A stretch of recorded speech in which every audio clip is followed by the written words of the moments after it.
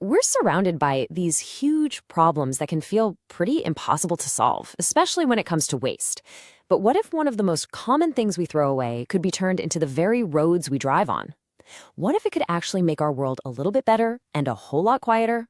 Well, that's what we're digging into today, the incredible journey of old tires from landfill nightmares to the roads of the future.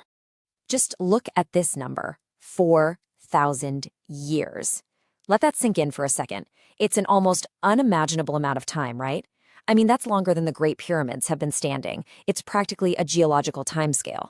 So what on earth could this number possibly have to do with our modern world? And there it is.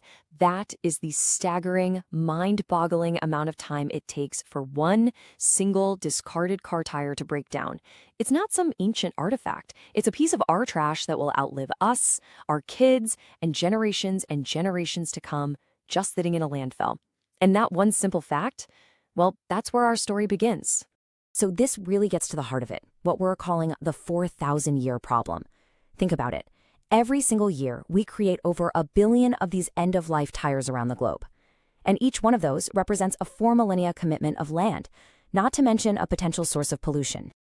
And it's not just that they take up a ton of space. No, it's way worse than that. The source material calls it a toxic waste nightmare. And for good reason. These massive tire piles can leach all sorts of nasty chemicals into the soil and groundwater. Plus, they're the perfect breeding grounds for pests. It is a massive, persistent environmental headache. But this is where the story takes a really cool turn. What if we've been looking at this all wrong? What if we stopped seeing old tires as just waste and started seeing them as a resource, as black gold, just waiting for a second chance? So let's get into how this incredible transformation from trash to treasure actually works. Okay, so first we need to understand one key ingredient here. This stuff is called bitumen. The easiest way to think of it is as the super sticky black glue that holds all the stones and sand together in the asphalt on our roads.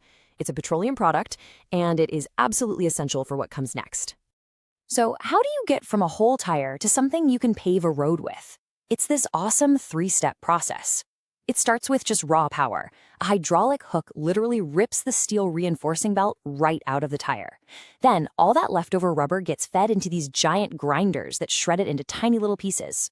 And the final step is kind of like industrial alchemy.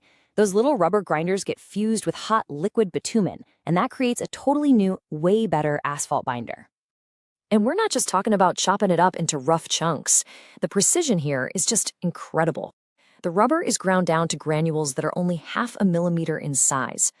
That is unbelievably fine. We're talking about the consistency of coarse sand. This is what makes sure it blends perfectly with the bitumen to create a smooth, really durable, and consistent final product. Okay, so let's recap. We've taken a toxic nightmare out of the landfill, and we've turned it into a brand new road material. That alone is a massive win for the environment, right? But the benefits don't even stop there. Turns out, this new road is actually better than the old one, and it's leading us toward a much quieter future. This just lays it out so clearly.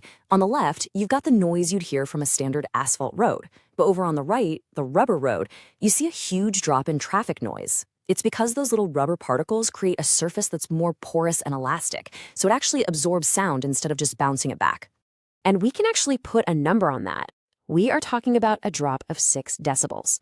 Now, I know that might not sound like a lot, but on the decibel scale, which is logarithmic, just a 3 decibel drop means you've cut the sound energy in half. So 6 decibels, oh yeah, that is a massive, totally noticeable difference for anyone who lives or works near a busy road. It's a genuine improvement in your quality of life. So we've seen how a little bit of human ingenuity can take a 4,000-year problem and turn it into a quieter, more sustainable solution that's hiding in plain sight right beneath our wheels. This whole process gives a second life, a rebirth to this so-called black gold. And it leaves us with one final, really powerful question to think about.